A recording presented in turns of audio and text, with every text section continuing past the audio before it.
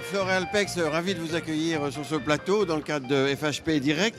Vous êtes directeur technique d'Elior Service et vous occupez de logistique hospitalière. Alors logistique hospitalière, ça veut un peu tout et rien dire.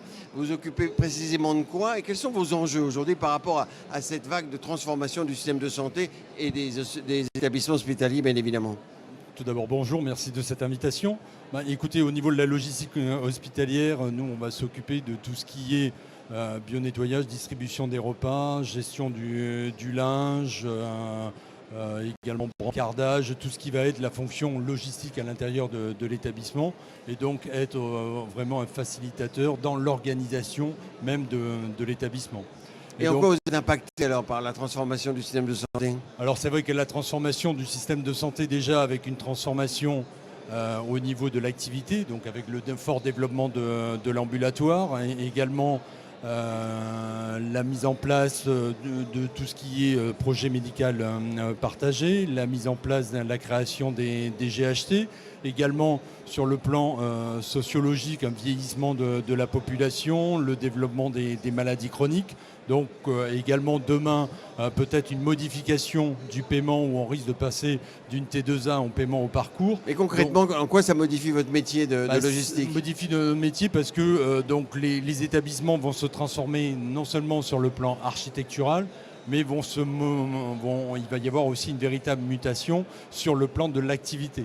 Donc également, nous, on doit s'inscrire dans cette mutation et donc travailler sur le parcours patient et pouvoir accompagner le patient avant son hospitalisation, pendant son hospitalisation et après son hospitalisation. Alors comment ça se traduit cet accompagnement en effet? Parce que c'est ce qui est important, avant, pendant et après, surtout après. Est-ce que vous avez des systèmes numériques ou comment vous gérez ça? Donc on travaille effectivement sur une solution numérique de façon à ce que le patient, quand il arrive à son domicile, puisse avoir accès à un certain nombre de services qui vont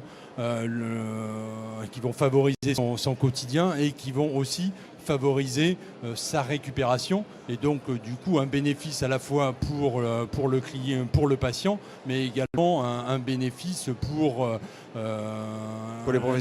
les professionnels et également pour l'assurance maladie puisque du coup la récupération sera plus courte pour le patient.